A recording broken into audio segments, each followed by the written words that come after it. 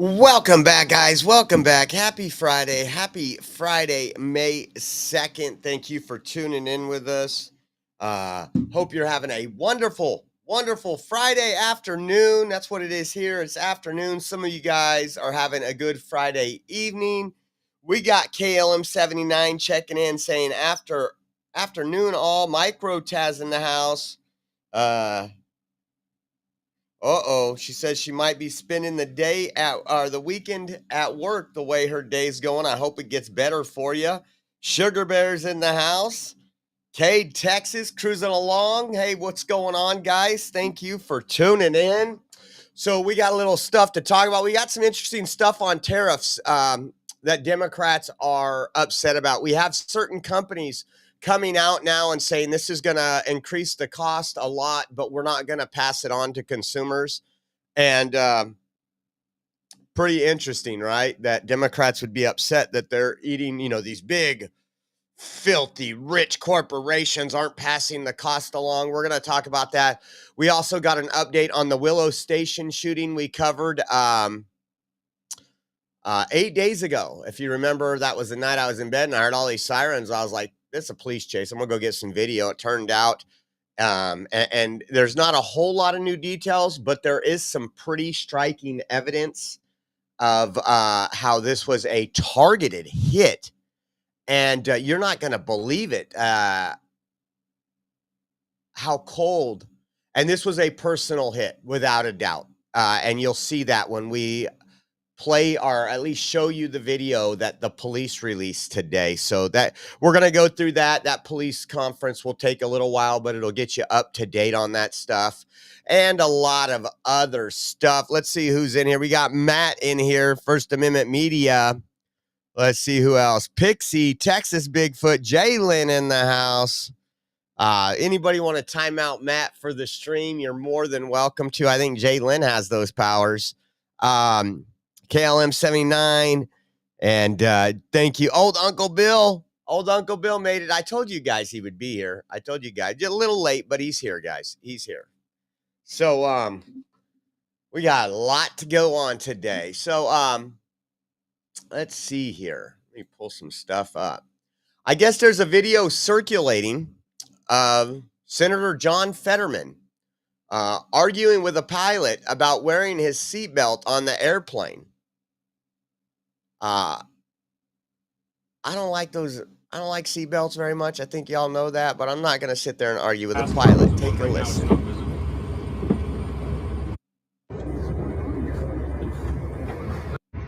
Is your seatbelt on? Yes, it is. Okay, it needs to be visible for the crew at all times. That's not on. That's not an us thing. That's a federal regulation. So it's okay.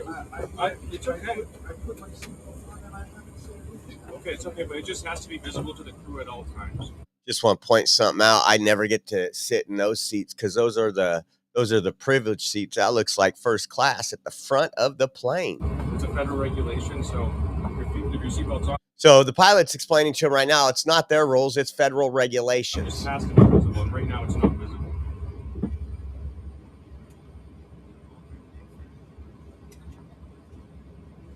We have an extender if you'd like that. It'll make it bigger so it can go outside of your sweatshirt.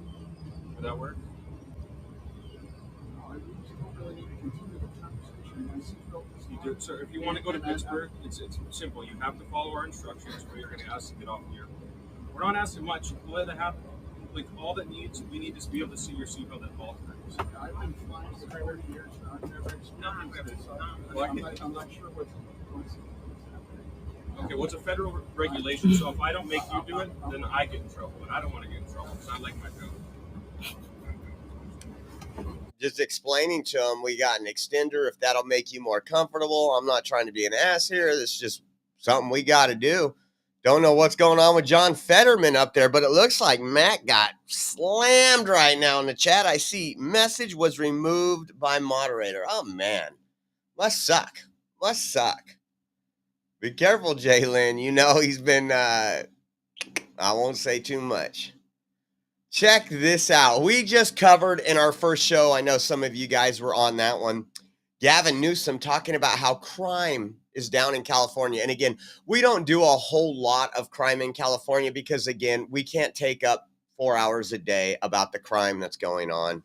But listen to this. A woman is fighting for her life in critical condition after being attacked while trying to stop people from robbing a beauty store she manages in Commerce, California.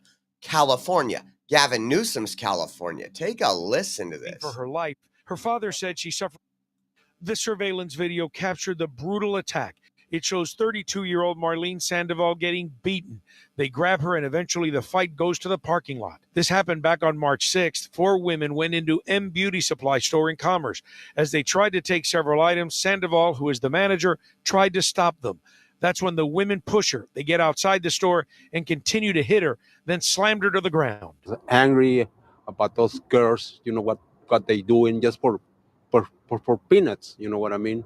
Attack my little daughter. The owner of the beauty store says he is stunned at such a brutal attack. State's judicial system definitely needs to change. How the DA prosecutes these individuals should definitely be more aggressive. Sandoval is now in critical condition and fighting for her life. Her father said she suffered trauma and 2 heart attacks and will need a heart transplant. There's a GoFundMe account set up by the family to help with what could be very high medical expenses. Man, so crime is down. Crime is down. You know what's interesting is, and I didn't say this, is unreported crimes.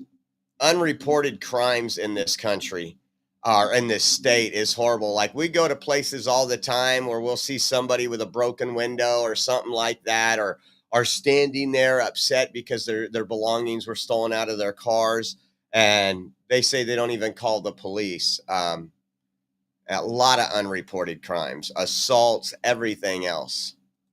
Now, check this out. We're going to talk about some groomers. One of them is Scott Wiener, the chief groomer of California. But first, we're going to talk about the Boise City Council, Boise, Idaho. Think about this.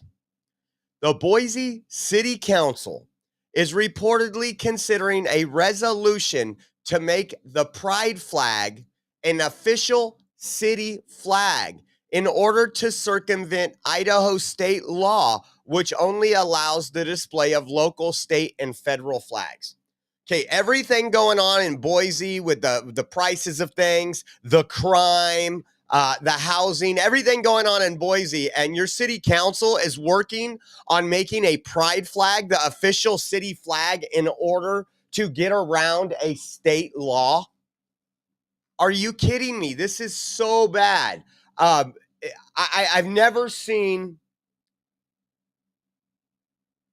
anything as bad as we're seeing now, to where these Democrats want to promote the alphabet propaganda, the cult propaganda, so much that this is what they're focusing on their time. Can you imagine that? The Boise City Council considering a resolution to make the pride flag an official city flag. I don't get it. Wow. Could you imagine if these people fought this hard to have businesses come to their city so their unemployment numbers drop down? Could you imagine? Could you imagine them to fight this hard to get the businesses that are shutting down because of the vagrants and the homelessness? Wow, I can't imagine that. But again, we have Scott Wiener here. And let me just show you some AB 379, which we've been talking about. I want you to listen to this. Year-olds, if it treats them as victims.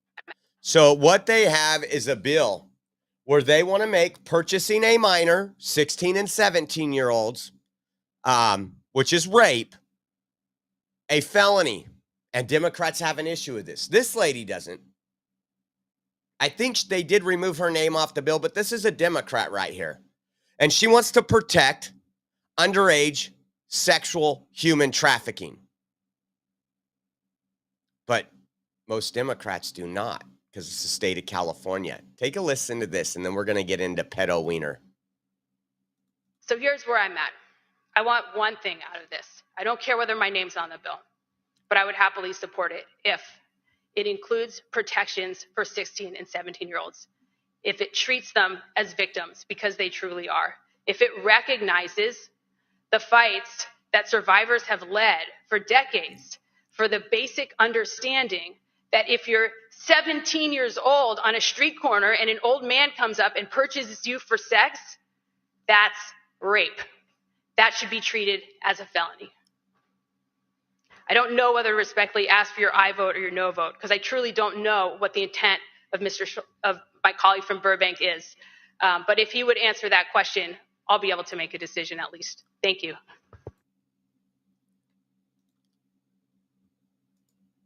I don't understand why Democrats fight so hard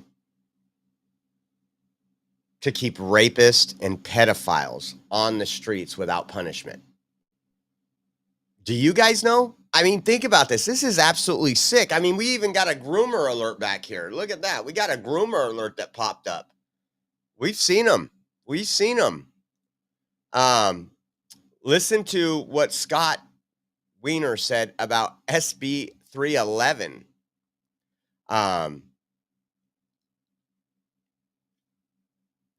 When we talk about rape and we talk about things, he has a whole different perspective. Take a listen. When we were children, when you learn about prisons, I think for all of us, back to when we were children, when you learn about prisons, one of the things that you know as a kid, particularly in men's prisons, is that people were getting raped.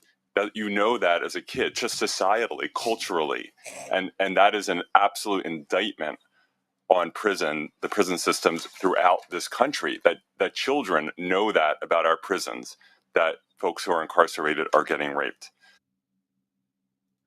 This guy's a sick, twisted individual. So when it comes to all this, how does Scott Wiener translate all this? This was a post he put on Blue Cry. And it says, sending an 18-year-old high school senior to state prison for offering his 17-year-old classmate $20 to fool around isn't smart criminal justice policy. Yet that's what some people are effectively advocating in this misleading debate. We're talking about 16 and 17-year-old females that are being trafficked by their pimps, being sold, being raped by men.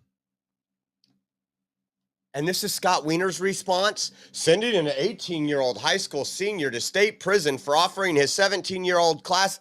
Let me just ask you a question.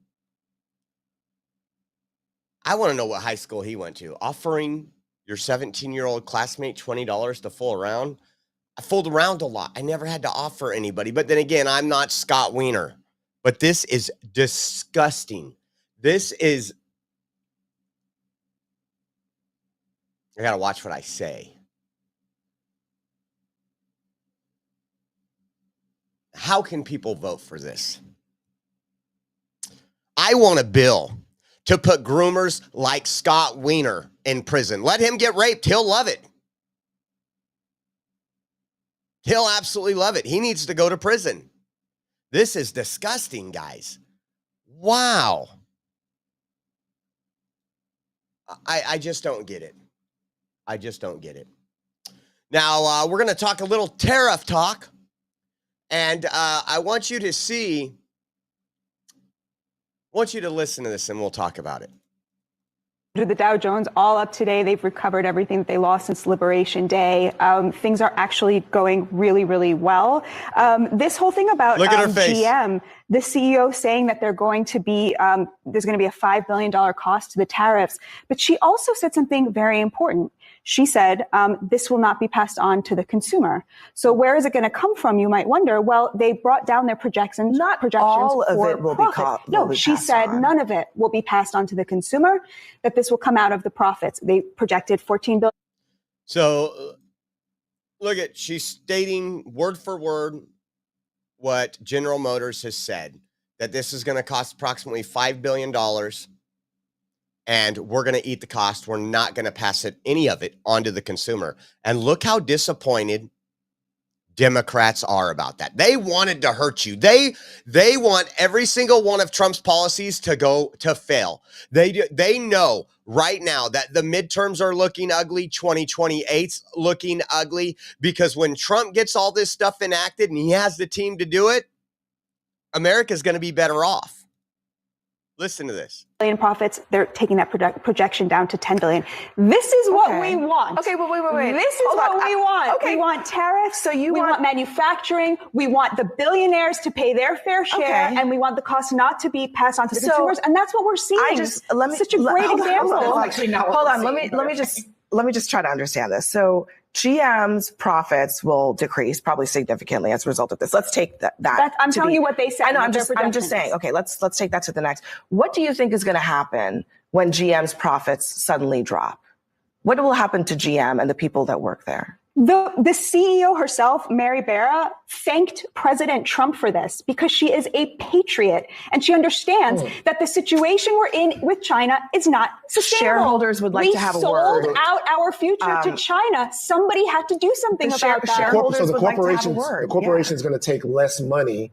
They're going to eat the profits out of the sense of patriotism. It's so great to hear Democrats suddenly being so, pro-corporation and pro-corporate. No. Actually, to be honest with you, I'm not being pro-corporation. I'm actually being pro-people, because what's bad for the corporation is going to be bad for the worker. Now, look, That's a Democrat. They want to tax the hell out of corporations. They want to destroy corporations, which in turn destroys the people. Can you imagine? This is just what we talked about. I want to call it the Tesla effect. Do you remember like 10, 15 years ago that 4x4s and big diesels were getting keyed and everything? It didn't make the news because they were gas guzzlers and people needed to buy Teslas because they're better for the environment. And then all of a sudden, Trump derangement syndrome, boycott Tesla. Now, you have tariffs, General Motors, a big company, and they're saying, we're going to eat it. We're going to take it in the shorts pretty much. But it's what we need to do for the United States because we're tired of being dependent on China too. This is huge. We can employ a lot of people. It's going to take some time. And what do Democrats do? They're upset about it. I couldn't care less about Sound like Mitt Romney. Listen. I'll be honest with you. I couldn't care less about any of the corporations. Corporations are people, my friend. They're not. Just listen to what I'm saying. It's like upside down world. It is. Is that not insane? Every time they show their cards, folks, it's always our big joke around here, right? Trump needs to come out and say oxygen is beautiful. Breathe that beautiful oxygen, and these folks would hold their breath until they passed out, without a doubt. It's crazy. I love that. Now, I couldn't believe this headline when I seen it. It says, are Trump's tariff, this is CBS News, guys. Are Trump's tariff just punishing China for being good at what it does? Yeah, so manipulating currency, stealing our proprietary stuff. So it's things that are designed in America and we start building in America. They mass produce 3 months later. Yeah. I'm lost with CBS News. Are Trump's tariffs just punishing China for being good at what it does? What does it do? Good. Pay their workers $1 a day? Have children 11, 12 years old working in factories? Yeah, they're good at that, aren't they, CBS News? You can't make this stuff up. I'm sorry, but this is absolutely hilarious. Patricia Joy, good afternoon. How are you doing? Let me get down here at the bottom of the comments. There we go. Now check this one out. Just in. This is from Nick Sortor.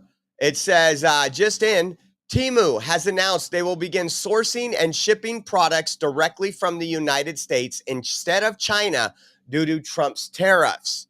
The company has announced they do not expect to raise prices. What? Are you kidding me? Temu? This is the one they were showing all those receipts for with that large tariff price. And now Temu is coming out and has announced they will begin sourcing and shipping products directly from the United States. And guess what? When you have a manufacturer that's charging $8 for something because they're selling 1,000 a year, and they start getting orders of 100,000 a year, that cost goes down quite a bit. Based on annual usage, they get to buy the supplies to make that at a lower cost, a less expensive cost. In turn, more business in the United States, and Democrats are panicking. They don't want this to work. Okay, now we're going to go into this one. So Clovis, no thank you. Clovis PD did a press conference today. If you guys know, we covered it, what was it, 8-9 days ago. We went down there. It was like, I think it was like 9 o'clock at night when I heard all these sirens and everything. And that's just not normal in our neighborhood. But I figured it was a high-speed chase. So I was like, oh, I wonder if they're still going on. I'll go down there and look. When I drove down the directions that I heard the sirens, I seen neighborhoods blocked off. And then I called Rachel. I was like, I don't know what's going on, but they have all these neighborhoods blocked off over here, all a way around. And I made a right while I was on the phone with her, and I look over and I see police tape over at what they call Willow Station here. It's where a lot of high schoolers, that's like our hangout crowd for North Clovis, for kids, young high school, young adults, all the guys showing off their cars, and just a normal meeting spot for the youth. And when I got there, I pull up and I see police tape. I see blood on the ground. Found out it was a shooting. Started talking to some of the victims that were inside, or some of the people that were inside McDonald's. Hung out there for a couple hours, hoping they would have some type of information. And really, I ran into our public information officer on Saturday here in Clovis. And I asked him, we were at the parade, and I asked him, hey, any update? And he's like, I wish I could tell you something. I wish I could tell you whether it was targeted or not. I wish I could tell you whether we have somebody in mind. I can't tell you anything. And so a lot of people's been really harsh on Clovis PD over the last 8 days for not releasing more and more information. They're going to talk about this. I want you to watch this and watch how cold and calculated this murder was. And we'll talk about it more here in a second. Let me see if I can open this up. Why won't it let me get it open? Department, and I'm going to update everybody on a homicide that we had this past Wednesday. It says it's on YouTube. Let me pull it up on YouTube. I don't know why this thing gives me such a hard time expanding videos.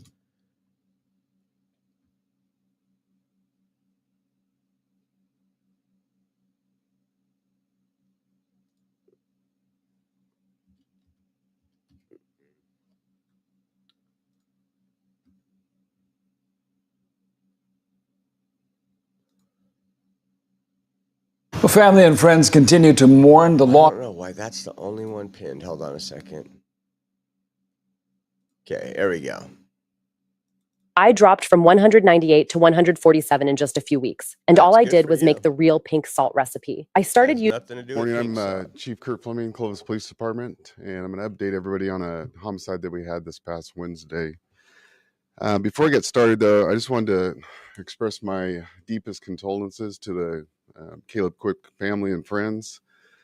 This is a tragic and senseless act of violence that happened this past Wednesday, and it's truly shaken our community, and I think that's why we have a lot of interest in this case. My thoughts and prayers go out to everybody that's affected by the loss of Caleb. To our Clovis community, I just wanted to thank everybody for their patience. People really wanted answers and wanted answers immediately. And we've been really trying to strategize on how much information we put out because we don't want to affect the case. So, but I do assure the public we've been working on this nonstop since this past Wednesday night.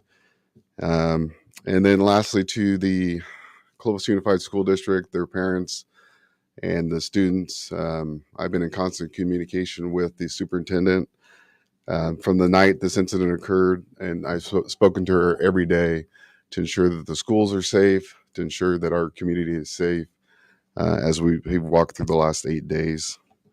So today I'm going to hopefully provide some answers, not a lot, to be honest with you, but provide some answers to what has transpired over the last 8 days, and then walk you through the initial call that evening, and then what information I can provide to you at this time.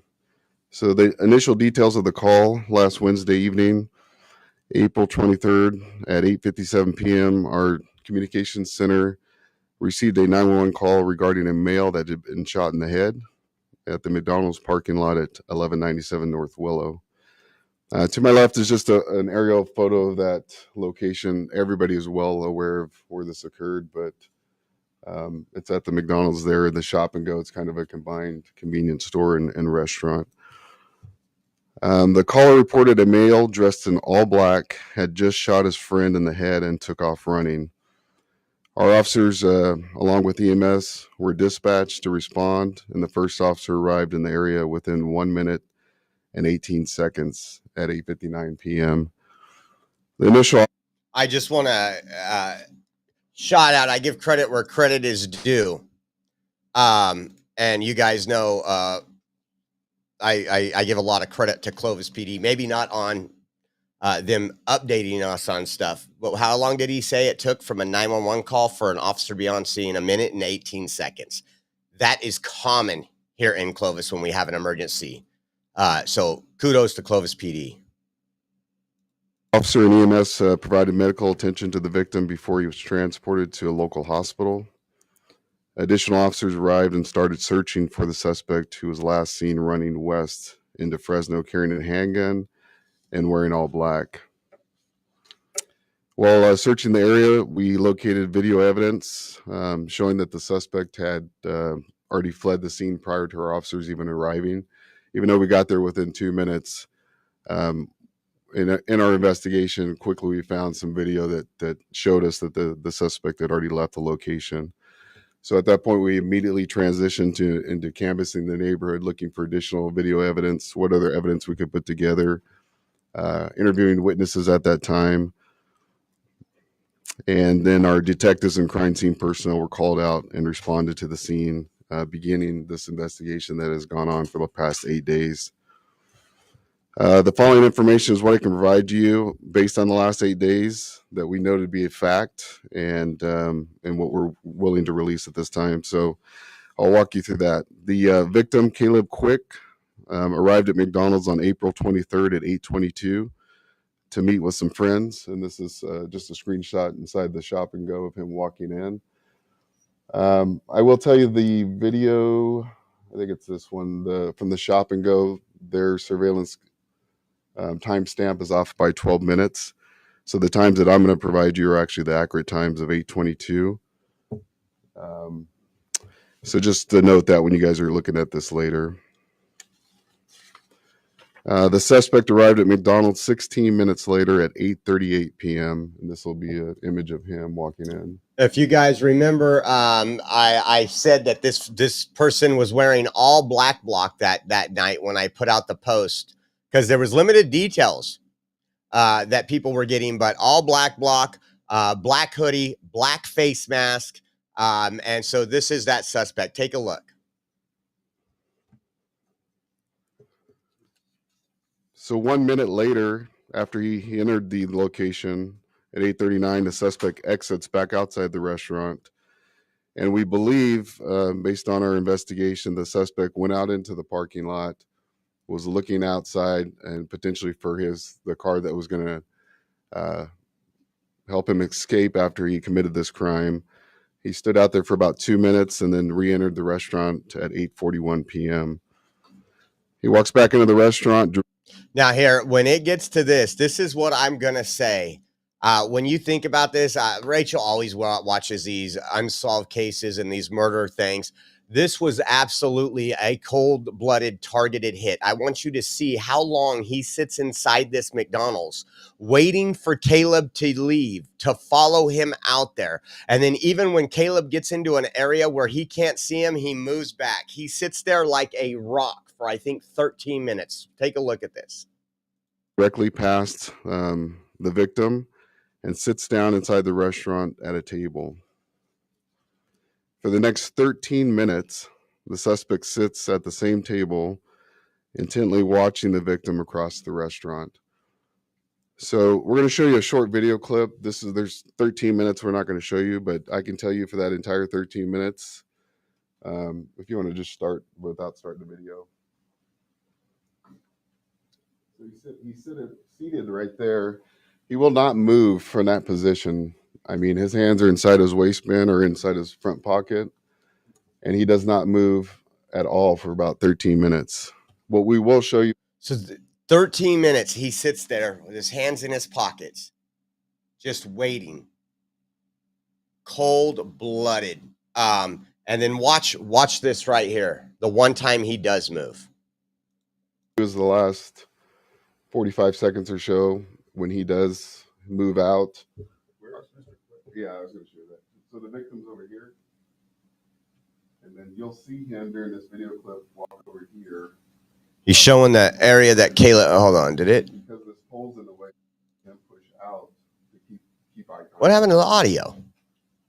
And then as soon as they exit here and go out towards the shopping. So what he's explaining right now, I don't know why the audio got low. Caleb's over here where my mouse is with his friends. He'll walk out when he loses. When the murderer loses sight of Caleb, he pushes his chair back and just continues watching him and then follows him out. Listen.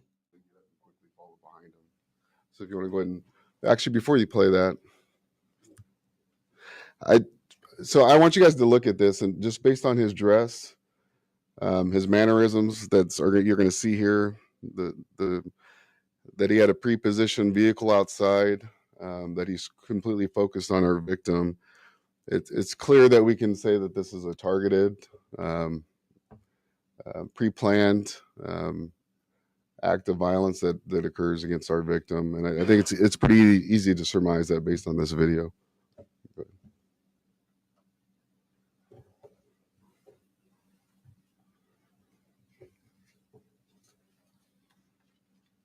So Caleb's starting to walk towards the door right now. And look at, he scooches his chair back to keep his eye on him. Is that not the creepiest shit you've ever seen?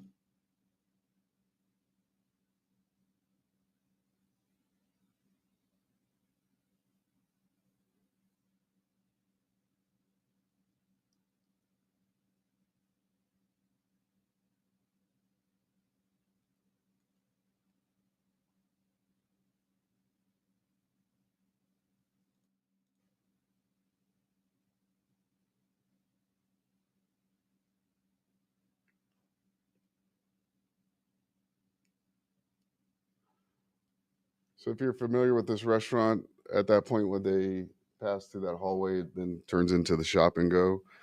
So at 8:56 p.m., the suspect follows the victim and his friends exiting the restaurant through the shop and go exit, which is on the south side of this business. And we'll show you that video here. So Caleb's wearing the white hat, and there's his two friends behind him.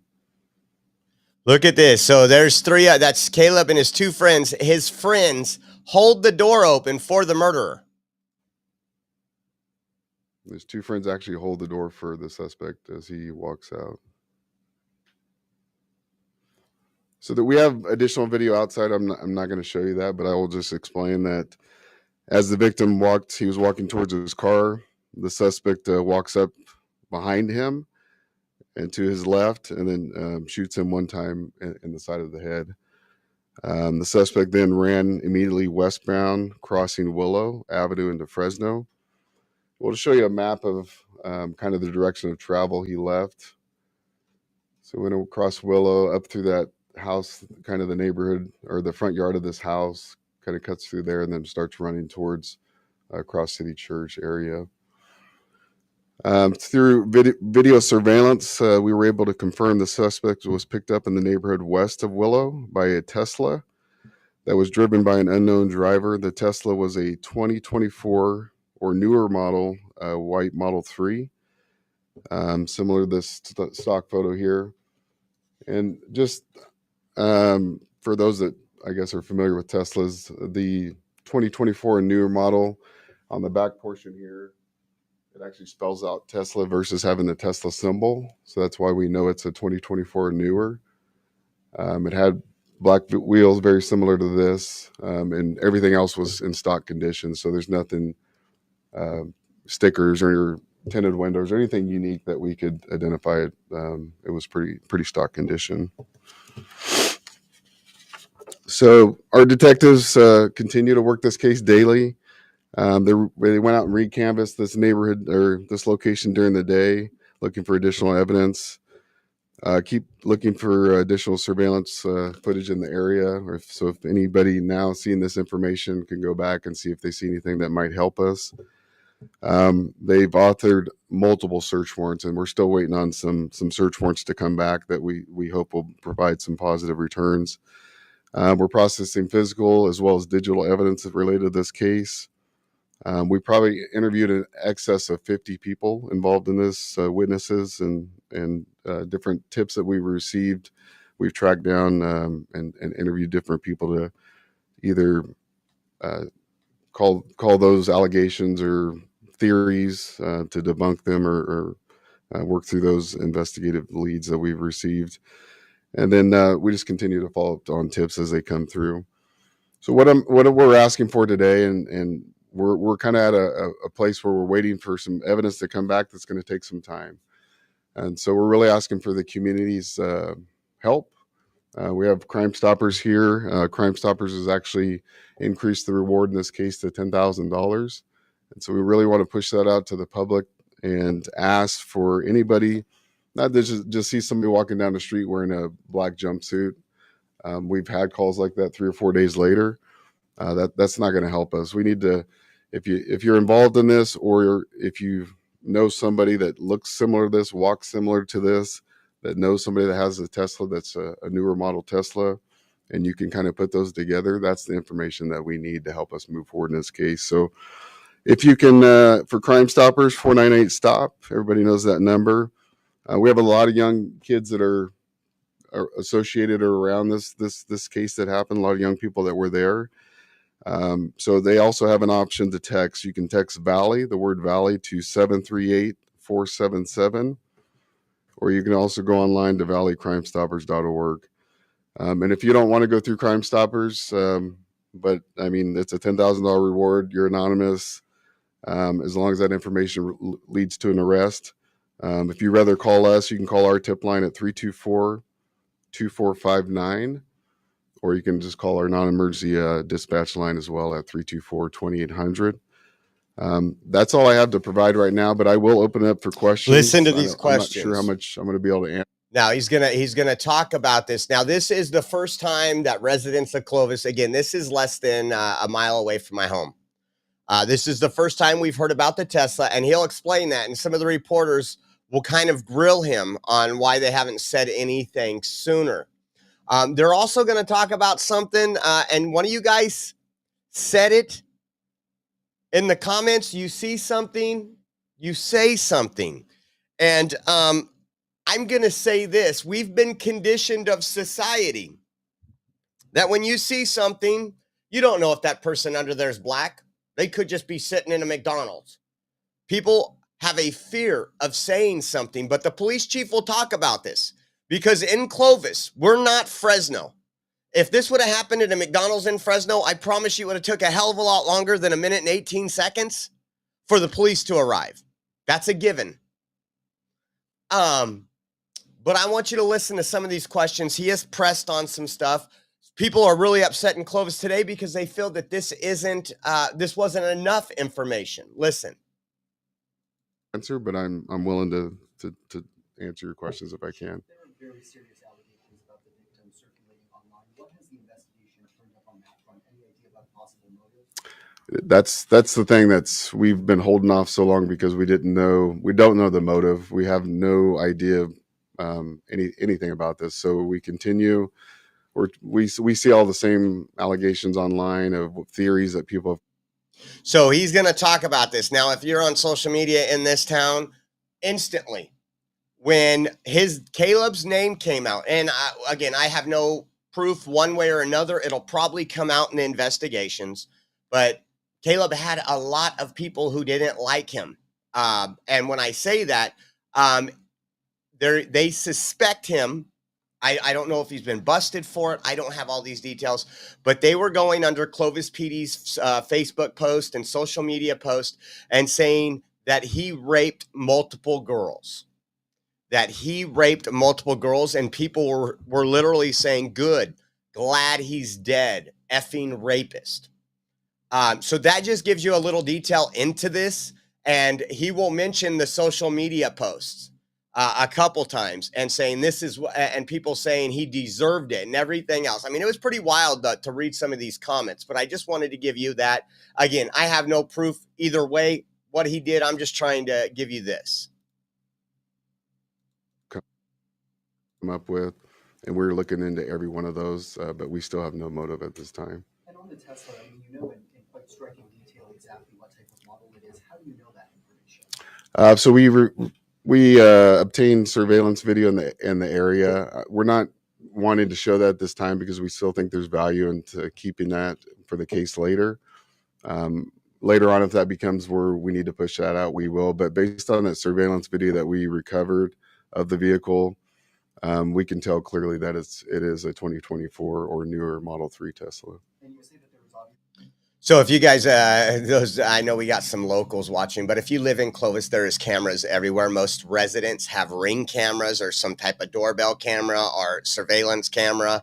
All these businesses were highly surveilled. They have probably 30 videos just from that parking lot where this happened. They're not releasing that. You can't, this is just Clovis. Everything you do is surveilled. We actually have traffic cameras that our police department watch on a regular basis at probably like 30 intersections in this town.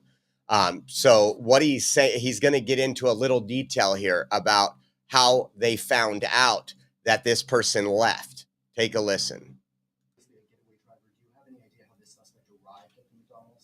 On video, we have him arriving, walking eastbound on the south side crosswalk from the side of Fresno on knees, walking across the intersection, already with his hoodie cinched up, just like you saw him there, and walked across in the city of Clovis and into the restaurant. So he came on foot. Were you able to see a license plate on the Tesla? No, yeah. Was his face covered, or was his hoodie just cinched up where he could? So he had a mask with the hoodie over it cinched up, so you can really barely see his eyes.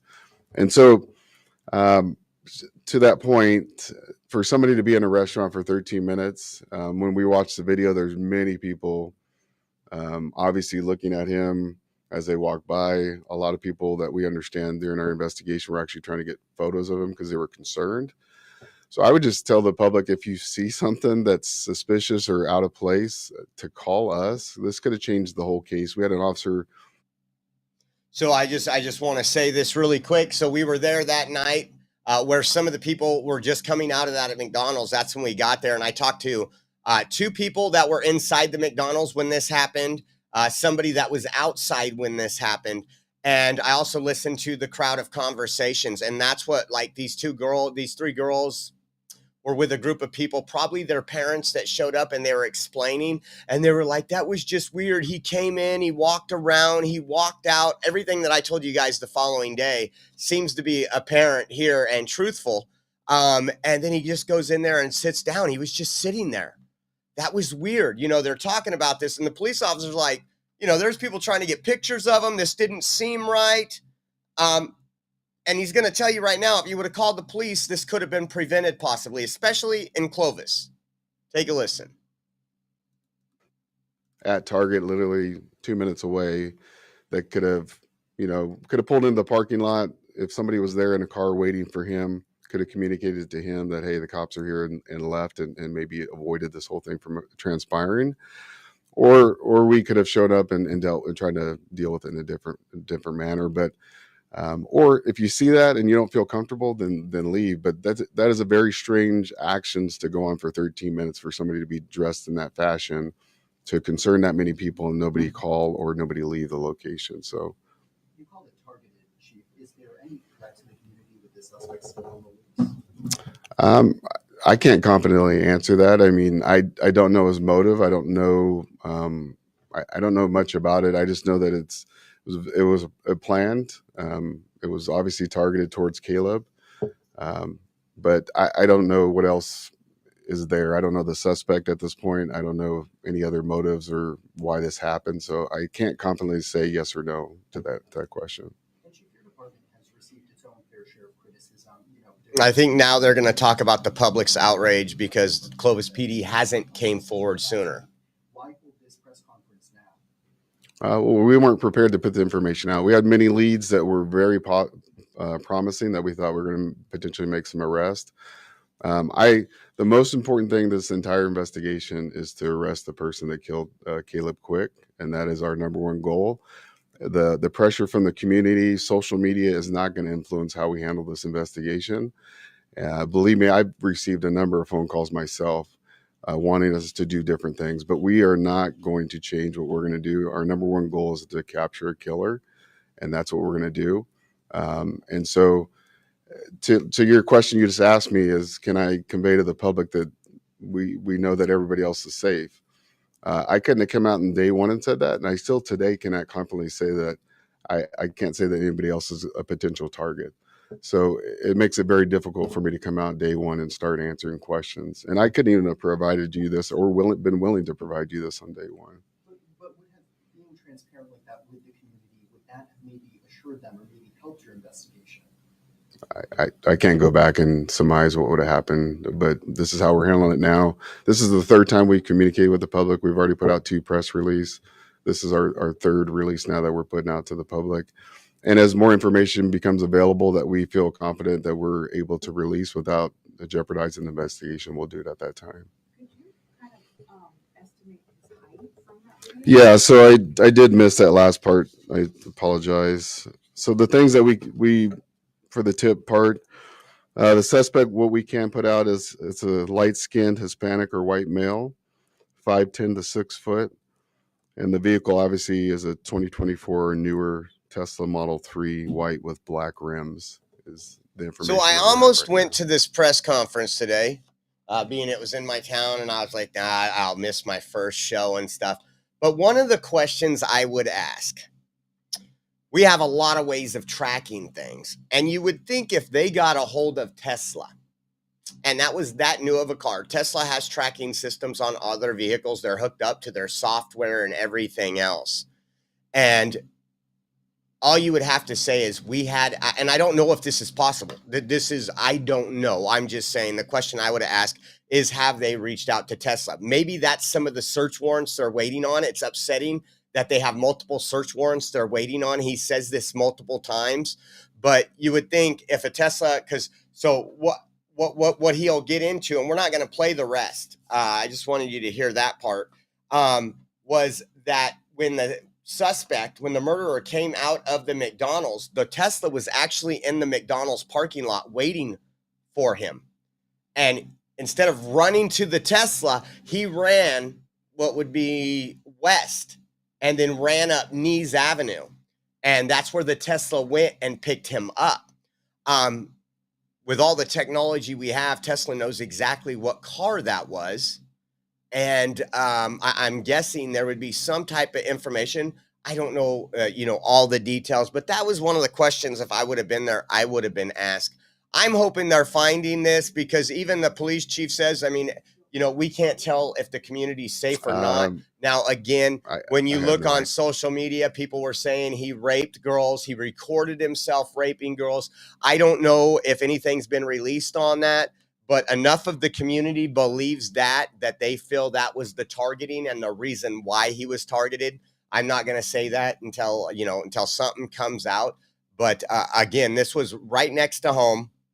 And when I originally thought about it, and I might have told Rachel that night when I got home, and I was like, maybe he didn't do this alone. I was just interested because it was, some of the things that triggered my mind is wearing all black block. This is a hit. This is a hit. This isn't just a random murder. This is a hit. And I was saying that the next day to you guys. And so it should be pretty interesting to see how this comes out. Again, he says they did collect DNA swab off the McDonald's table. They're hoping that brings something out. And there's other search warrants that they are waiting to get back. He said the DNA swab can take anywhere from 2 to 3 weeks. Once they get that back, maybe they'll have something. But this was definitely interesting. Clovis does not deal with a whole lot of murders. We'll have like domestic violence murders. We'll have people that come into our nightclubs from out of town, and there'll be a shooting like on Clovis Avenue in Old Town. But Clovis PD really keeps the riffraff out of Clovis. They work hard. The community trusts Clovis PD. But this picture here, oh wait, I won't show it. This picture here that ABC 30 has up, where'd it go?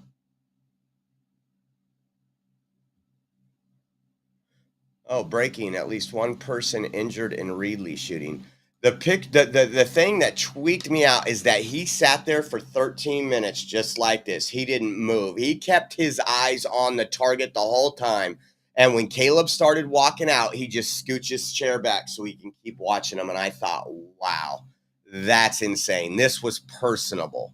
Rumble Rant Challenge to help Josh get a new case of Kamala neck oil he loves so much. Oh, man.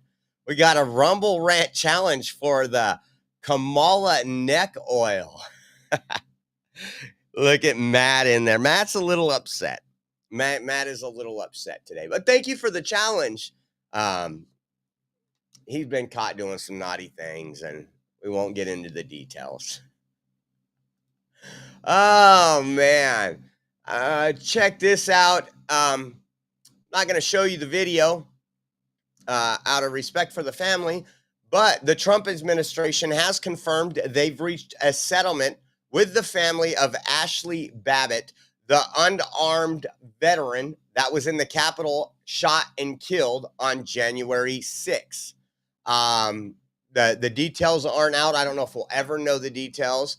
But the family did sue for the man, my brain. The family did sue the federal government on that. Again, she was killed, murdered by Michael Byrd, and now we're hoping that we see some type of accountability for Michael Byrd.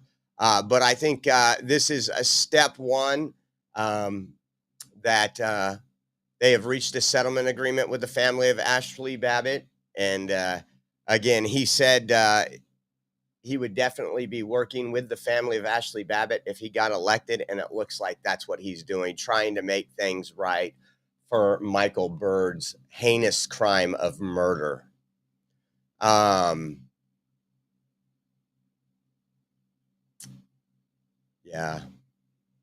Sad. Okay, check this out last night if you didn't see it. I was watching these clips last night, but the Doge team, including Big Balls, was on Jesse Waters. They talked about some stuff. And I want you to watch this, some of these things, because it's amazing where your tax dollars were going. Take a listen. Description of what the contractor services were for. Yeah, and so it was by far the least peaceful agency that we've worked with, ironically. Of course. Additionally, we found that they were spending money on things like private jets, and they even had a $130,000 contract with a former member of the Taliban. This is real. We don't encounter that at most agencies. Yeah. What was the money going to the Taliban for? So as a contractor, they received $130,000 for generic services. And to Elon's point, there was not actually a clear description of what the contractor services were for. But was it for opium? Unclear. Or weapons? Thank you, Texas Bigfoot and Jay Lynn. Appreciate you. Or abroad. Or nothing. And you naturally have to ask the question, how did we get here? Like when the country was founded, there were only 4 agencies. Today there are over 400. So there's been a 100x increase in the number of agencies since the founding of the nation. And thanks to President Trump, he's now signed 2 executive orders to start to reduce the number of agencies in the government, and the Institute of Peace was one of them, which is why our team went in to try and understand what was going on. And that's when we found all of the craziness, like the weapons in their armory. We found the payments to the Taliban.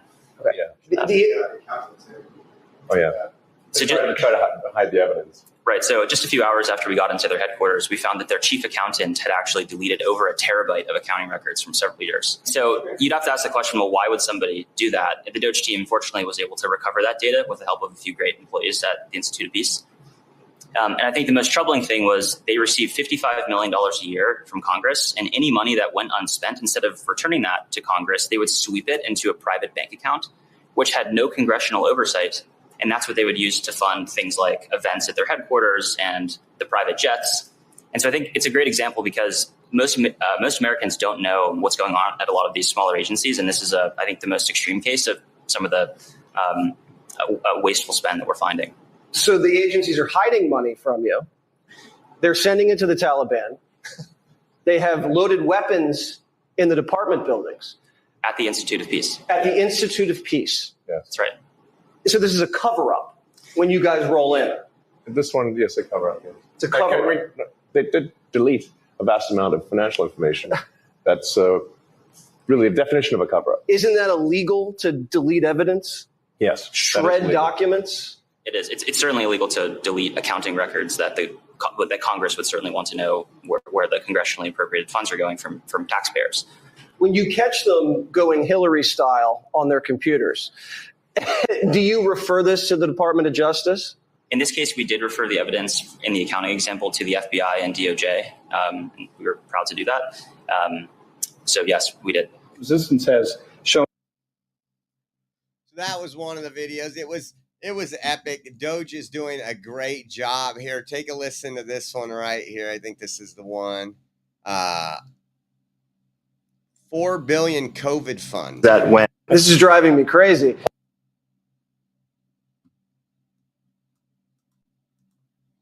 A lot of great work at the Treasury this week. One of the crazy things with regards to the Treasury is that when a payment is made, and a lot of great work at the Treasury this week. One of the crazy things with regards to the Treasury is that when a payment is made, and the computers at the Treasury actually pay about $5 trillion per year, like crazy amounts, there was formerly not a budget code on there. So if a payment was made, you didn't know actually what it was for. It could have been for anything. Yeah. There was a $4 billion COVID fund in the Department of Education, and there was no receipts required, so people could just draw down on it. And when people looked into it, this wasn't us, this was before us, they found that money was being used to rent out Caesar's Palace for parties, rent out stadiums, et cetera. And so the one change that Doge made with Department of Education is we had the simple requirement that if you draw down money, you must first upload a receipt. That was the only change that was made. You must upload your receipt. And upon doing so, yes, nobody drew down any money anymore. Yes, but we didn't say that we'd check the receipt. You could send a fake receipt. You could send a picture of your dog. Anything. And but as soon as we asked for anything at all, suddenly the requests were like, oh, we don't need it anymore. Huh, that's interesting. They were renting Caesar's Palace. Yes. They were like basically partying on the taxpayer money. Stadiums. Yes. Leasing stadiums. For what? For parties, basically. For parties. Yes. That's a big party. It's a big party. You'd think if you were stealing, you'd start small. They do start small. But then what happens is over the years, so generally the fraud starts out small and they try to hide it. But then year after year, if nobody stops the fraud, it gets more and more brazen. And every year it gets bigger until they're literally renting out stadiums.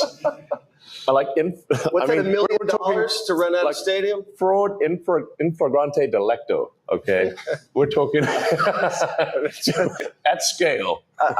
This is driving me crazy. That's where your tax dollars were going, folks. Imagine that. And this is what those people on May Day, they were fighting to keep this. They want those stadiums rented. They want these people to rent Caesar's Palace. They want this slush fund to continue. And it's just absolutely insane that we're seeing this. I think this is, you get to meet big balls. I think the incentive. Do these people not respect taxpayer money? I mean, there's no incentive to if you work in the government. I think the incentives will always decide the outcomes. Yes. And, you know, the way that the payment system is set up is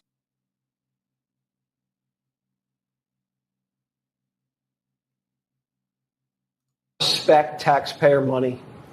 I mean, there's no incentive to if you work in the government. I think the incentives will always decide the outcomes. Yes. And, you know, the way that the payment system is set up is if you ask for money, like you're just going to get it. Do these people not respect taxpayer money? They're just going to. I mean, there's no incentive. I'll tell you what, I told you when I was working out in the field and dealing with the cities and the counties and Caltrans, you would be surprised. Like I remember working, and I won't say which one, but I remember working with one, and at the end of their fiscal year, they would call me in there, and my job was to keep their inventory lean, not charge them for anything they didn't need, to be a good steward of our business relationship. I ain't there to try to get rich off you. I'm there and providing a service. And towards the end of each fiscal year, about a month before that fiscal year was over, you would get a call. Hey, Josh, I need you to come out here and check some stuff. Take a look at the inventory. Make sure you get a hold of me when you get out here. Now, this happened at multiple county, city, and places. And I would get out there, and they're like, we don't have any new invoicing, do we? And I'd pull it up, and I'm, no, you know, just your last one from 3 weeks ago. It's the last invoice we sent you. I haven't delivered anything, or we haven't had anything delivered out here. All right, well, I still got $4,100 left in our budget. So can you take the items that we order more often than not and do a delivery in the next 2 weeks before the end of the month? And you could just make sure I'll have my guys put them over here in this overflow. All right, well, you guys got a project going on? No, you know what? If we don't use the money, they cut it. So every year in our budget, we use every last dime of our budget, because if we do not, which is stupid, which I get where they're coming from their side, because they got to get things, but just the whole system. And he goes, because if we don't, and the budget for you guys is $20,000 a year, and we use $14,000 the next year, that budget is $14,000. But what if we need $20,000? So if we just constantly spend $20,000 with y'all, they'll never cut our budget. And I was like, wow, that's when I started learning a lot. Now, speaking of Doge, listen to CNN for a second. You might not believe your considered ears. A success. Musk is claiming $160 billion in estimated savings, obviously with a lot of cuts, but that is way less than was promised. Rob, is it considered a success?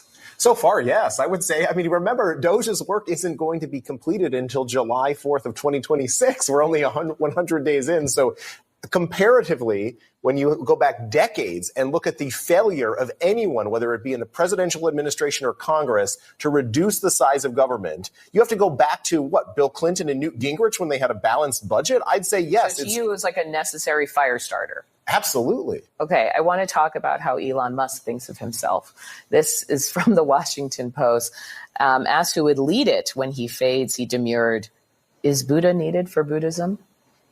Was it not stronger after he passed away? I just want to sit with that for a moment. Yeah, let's hold space for that. Let's hold space for that. Beautiful, beautiful. Well, that aside, I think in response to what you were saying, is it a success? If you consider slashing and burning the federal government with very little oversight and no sense of what comes after that, what is necessary or unnecessary, then perhaps it is a success. If you actually think that what was necessary is perhaps a scalpel and not a machete, or in his case, what was it that he was holding up? The chainsaw. Yeah. Then perhaps not. I mean, there is no question that what Elon Musk managed to do, no one thought he was going to be able to do. So you have CNN pretty much saying, wow, we haven't seen government cuts, spending cuts, or anything. This woman's trying to obviously, wow, they don't, they didn't do it with a butter knife. They did it with a chainsaw. We should have done it with a butter knife. No. Sledgehammer, chainsaw, it all works. This is what I voted for. And it's amazing that on CNN, they're saying that it was a success. And it's still going. And it's still going to go through Trump's entire administration. What else do we got? Oh, as always, take a listen to this. We talk about sanctuary cities all the time. Listen to this business owner. City officials are not standing on every Yeah, listen, we had a guy that robbed the Gnome. He had 50 prior arrests. He robbed me, got out of jail, came back, burglarized me again a few days later, came back a couple weeks later, and did it again. This is madness. The fact that our governor, our mayor, our city council, our DA isn't standing with these business owners and standing out on the street corner and just saying, it's enough. We're done. My son's daycare last year, we had to move his daycare. Was stolen. It was flipped just a few feet from where the kids are playing outside on the playground. And the kids get a little slap on the wrist and they get back out and they go do it again. It is maddening that our city officials are not standing on every corner going, we're done. Common sense is coming back and we're going to hold people accountable. Yeah. Minneapolis, Minnesota, Tim Walz' Minnesota. Once again, they're focused on illegal aliens, guys. They're not focused on this business owner. The guy that robbed him had 50 prior arrests and came back and robbed him 2 weeks later, then a few days after that, because they know there is no consequences. You get arrested 50 times, something's wrong. You get arrested 5 times, something's wrong. This is just insane. But that's what we do. And then we have people like this. That's a Mayday protester right there. Legalize MS-13. That is how mentally ill the left is. That is how mentally ill the left is. I mean, they're promoting this. How about this one right here? Casualty to casualty isn't going to fix anything. It only took 20 minutes. Memphis police say a man went on a shooting spree in that time, injuring 3 people and sending others on busy streets and highways ducking for cover. Good evening, everyone, and thank you so much for joining us at 9. I'm Carolyn Serta. Now, this shooting rampage all played out yesterday afternoon, but police just released what happened today. Fox 13's Rosalind Freeman joining us live at the Tillman precinct. And Rosalind, walk us through what I can only imagine was a terrifying timeline. Yeah, Carolyn, in less than 20 minutes, investigators say one man left a trail of fear stretching from Highland Heights to Hickory Hill. Tonight, residents are asking, how did this escalate so fast? Saturday afternoon at 12:03 p.m. sharp, the first 911 call came in from Faxon Avenue. Memphis police say a man had been shot and critically wounded, but the shooter already speeding away in a silver Ford Edge. A friend of mine was having to take a little detour. He was coming over to visit my roommate and myself, and he said that the actual streets were blocked off. Just 12 minutes later, at 12:15 p.m., gunfire again, this time at Sam Cooper and White Station. Another driver shot, another family shaken, but it didn't stop there. By 12:18 p.m., near I-240 in Walnut Grove, police say the same silver Ford Edge was spotted again, this time firing at 2 more vehicles. One man was rushed to Regional 1 Hospital in critical condition. A woman dodged the bullets. It was obvious that there was shooting. Investigators say that woman had the courage to follow the suspect's SUV down I-240 until he veered off at Perkins Road. I think some people, their mindset, I don't know what he was doing that day, how he was feeling, what he was going through. But police were right behind the gunman at 12:21 p.m., just 18 minutes after the first shooting. Officers locked eyes on the silver Ford Edge near South Perkins and Showcase. Police say the driver, 24-year-old Enoch Martinez, tried to run but crashed out near Hickory Hill and Rains Road. Officers say the suspect tried to run away. Minutes later, Martinez was under arrest, and MPD officers recovered a black handgun tossed from the vehicle. I mean, it's Memphis, you can find a lot of crazinesses no matter where you go around here.